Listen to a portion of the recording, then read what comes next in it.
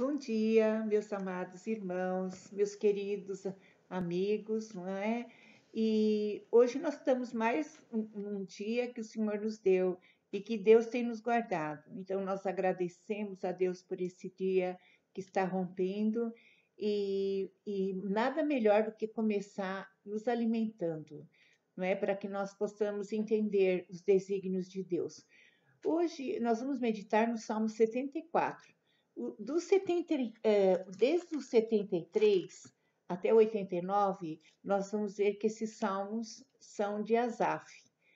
Em 1 Crônicas 25, fala que Asaf era um ministro que era o que dirigia o louvor, que Davi colocou, o rei Davi, para que ele dirigisse. Ele era um levita e ele amava o Senhor e ele tocava símbolo, o instrumento dele.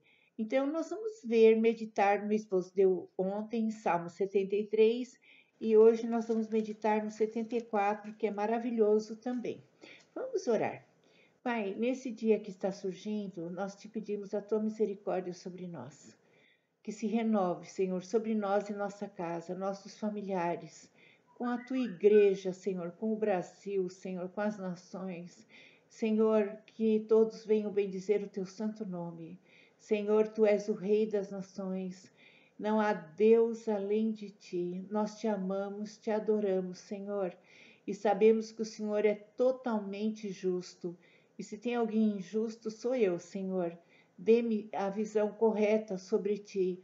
Não me deixe ver o Senhor pelas circunstâncias que acontecem, nem pelas minhas dores.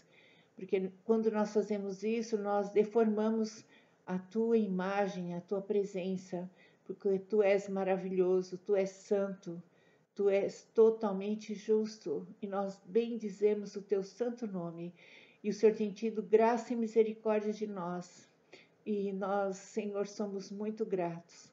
Por isso, guarda a tua igreja, guarda cada um que está ouvindo, guarda a família, Senhor, a minha família, a família dos meus irmãos e ouvintes. Senhor, que nós, nesse dia, possamos engrandecer o teu santo nome e entender os teus desígnios. Em nome de Jesus. Amém. Queridos, eu vou só situar assim, a parte do momento histórico que está acontecendo. Asaf, ele era um levita. E o que estava acontecendo? Nabucodonosor invadiu Israel. Nabucodonosor era o rei da Babilônia, hoje atual Iraque.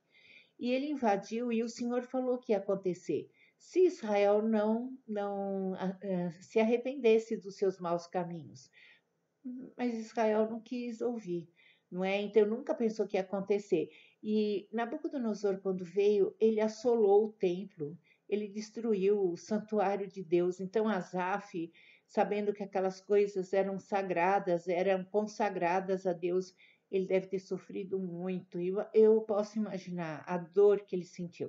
Então nós vamos ver como ele entoa esse cântico para Deus. É um lamento, não é? Um lamento no começo, depois ele começa a lembrar de Deus, né? As obras de Deus. Vamos ver.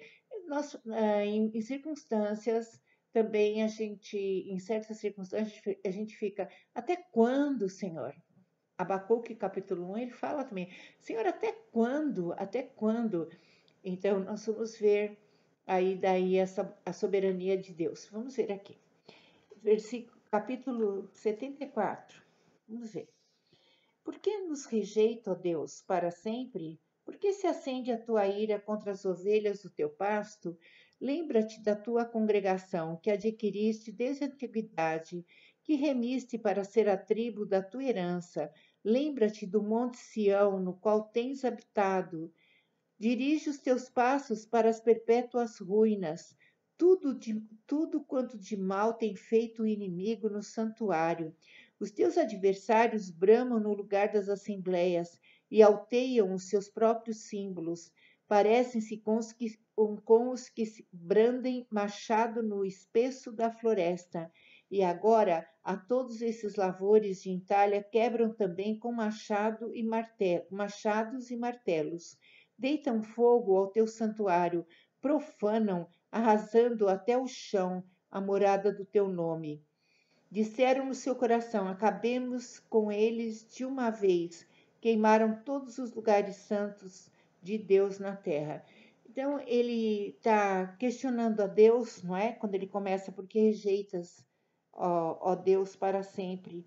Porque se acende a tua ira contra as ovelhas do teu pasto? Parece assim que Deus está sendo injusto com o povo dele. Por que que Deus permitiu que Nabucodonosor invadisse, né, Israel, Jerusalém, levasse, não é, cativo, destruísse o templo?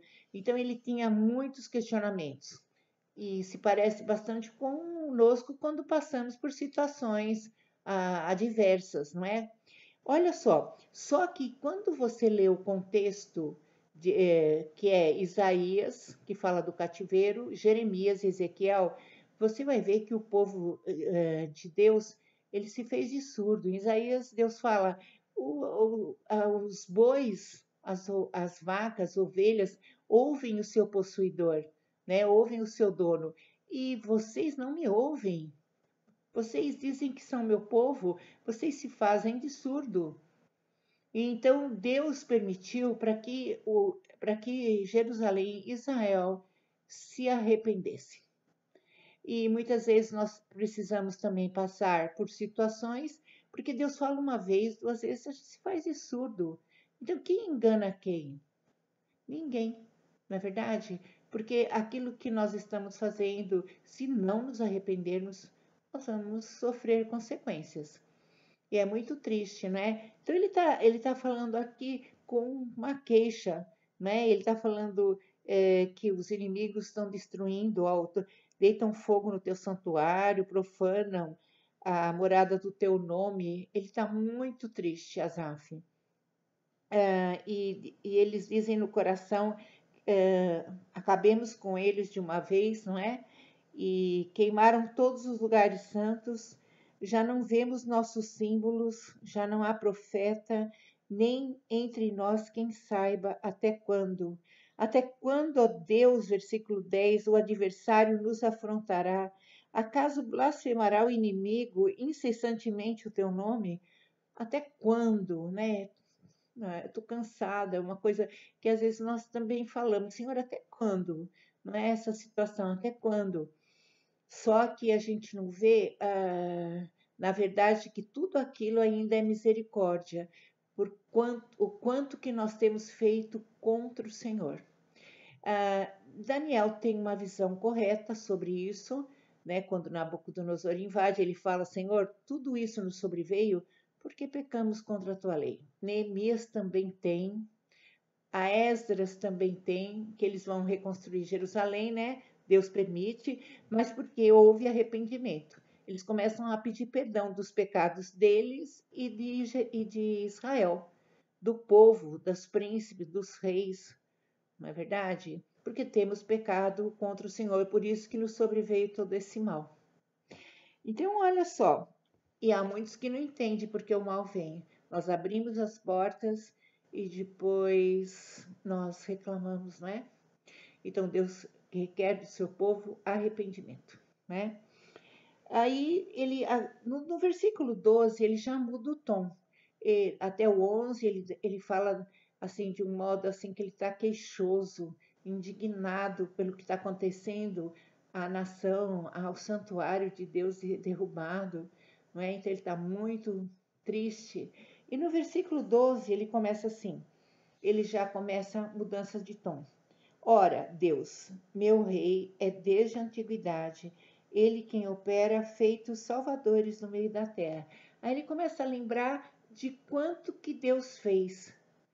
Ele começa a lembrar que Deus é soberano e que Deus tem controle da situação. E Deus tem um propósito para que tudo aquilo acontecesse, né? Tu, com o teu poder, dividiste o mar, esmagaste sobre as águas a cabeça dos monstros marinhos.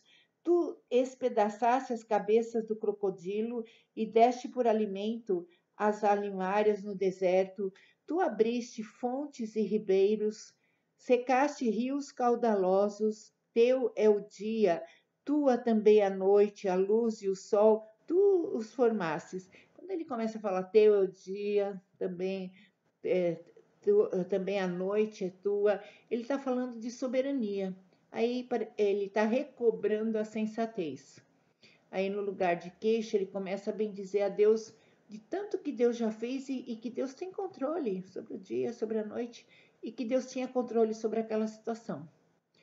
E Deus tem controle, meu querido irmão, minha querida irmã, sobre a situação que você passa, do que eu passo. Então eu sempre lembro, aí Deus me pergunta, eu estou dormindo? O que que eu quero ensinar? Para que está vindo isso?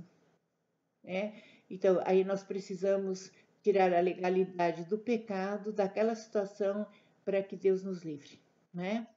Então, continua. Fixaste os confins da terra, verão e inverno tu os fizeste. Lembra-te disto, o inimigo tem ultrajado ao Senhor, e um povo insensato tem blasfemado o teu nome. Não entregues a rapina, a ave de rapina é o urubu, não é aqueles que comem cadáveres, né? Não entregues a rapina a vida de tua rola, nem te esqueças perpetuamente da vida dos teus aflitos. Considera a tua aliança, pois os lugares tenebrosos da terra estão cheios das moradas de violência. Não fique envergonhado o oprimido, louvem o teu nome, o aflito e o necessitado. Então, ele está pedindo socorro para que não fique envergonhado a nação, né, de Israel, mas que louvem o nome do Senhor, louvem o teu nome, o aflito e o necessitado. Então, quando nós estamos aflitos e necessitados, isso nós precisamos, né, louvar o nome do Senhor. Só um verdadeiro adorador e aquele que tem uma experiência com Cristo consegue isso. Que se a gente não tem, a gente começa a reclamar. Ele começou a fazer isso nas suas lamentações, mas logo no 12 ele começa a recobrar assim a sobriedade, começa a lembrar dos feitos gloriosos de Deus, e no versículo 21 ele fala que nós podemos estar aflitos, necessitados, mas nós louvamos o nome do Senhor, porque Ele tem tudo nas suas mãos e Ele é totalmente justo. Neemias 9, na oração, fala sobre a justiça de Deus e a nossa injustiça e a nossa iniquidade, né?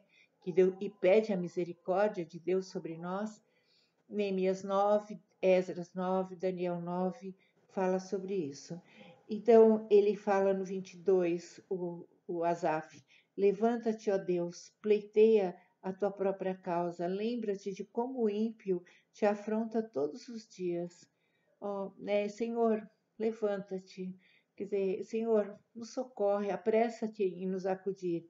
Não te esqueças da gritaria dos teus inimigos, do sempre crescente tumulto dos teus adversários. Então, ele está pedindo socorro e ele fala do louvor no versículo 21. Então, você está passando também uma dificuldade. Asaf estava sofrendo por ver as coisas de Deus serem destruídas, não é?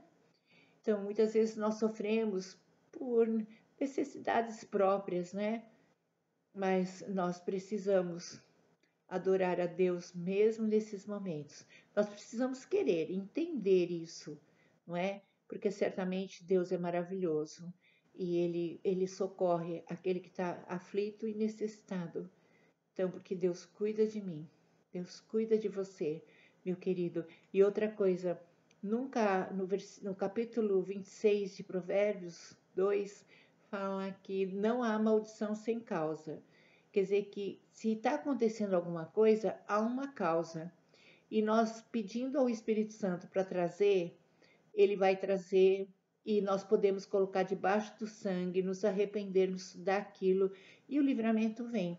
Quando Deus ergueu Daniel, Esdras e Neemias para orarem confessando o pecado de si mesmo, de sua família e do povo, Deus começou a mudar a sorte de Israel. Deus começou a mover o coração dos reis para que eles reconstruíssem Jerusalém. E aquilo era totalmente assim, improvável. Né? O rei nunca ia reconstruir um lugar que eles dominavam. não é? Eles não iam fazer isso. Isso foi o mover de Deus, porque quando nós nos arrependemos, o que nos separa de Deus é tirado e Deus ouve a nossa oração.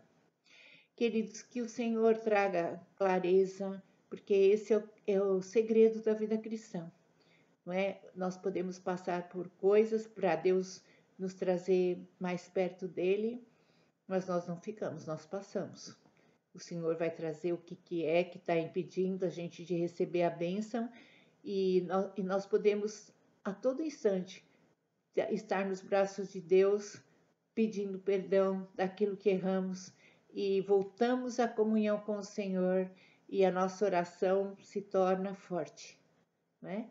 Deus abençoe, Deus restaure a sua sorte, Deus restaure como a corrente de Negueb, lá no Salmo 126, Deus restaure a sorte da sua família, Deus restaure a sua sorte, Deus traga arrependimento para a vida e Deus traga compreensão por que passamos tantas coisas. Que Deus seja louvado, porque Ele é totalmente justo e a Deus nós damos glória todos os dias da nossa vida. Um beijo, Deus abençoe, um bom dia para vocês.